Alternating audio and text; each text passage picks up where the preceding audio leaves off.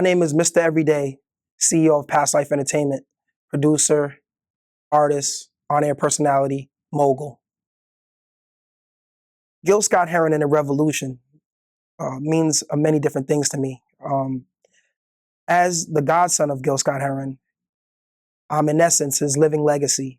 And there were many things that he bestowed to me. I mean, I spent many intimate hours and days and months at a time with him, just being able to soak up knowledge from him like a sponge. And for me, that was a revolution because it was a revolution of the mind for me. I was very fortunate because he's, for the most part, was very reclusive and hard to, put a finger on for a lot of people. So, I used to get phone calls all the time trying to, hey, can we get a hold of Gil? Can we do this? Can we do that?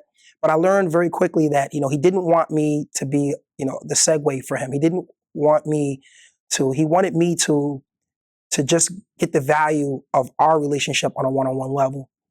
So I learned, for one, that he has a tremendous mind. I mean, as an author, his albums, he recorded over 19, close to actually 20 albums. His books of poetry, multiple books of poetry, novels that to this day I feel are completely underrated. Because for the time that he came out in the early 70s, we were coming off the civil rights movement, and revolution was, key for us as a people trying to gain our rights in this country. And I think, like, for Gil, me being able to learn from him, it made me not only just a stronger artist, but a stronger person, because the adversity, I learned how to handle adversity.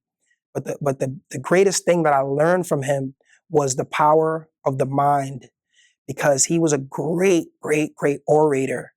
And he was able to really convey a message in a way that most people can't do. He was a comedian. I learned the power of comedy and being able to get serious points across, even in jest.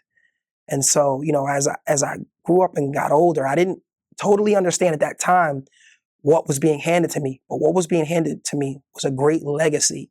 And now that he's no longer with us, he passed away in 2011, and he was awarded a posthumous Grammy, which, was kind of a slap in the face. He should have received multiple Grammys while he was alive. But I think people didn't really understand who and what he was until he was gone. I mean, we lost a great mind in this industry, a great leader, a great poet. And I'm just proud and honored to be able to carry on the legacy of Gil Scott-Heron.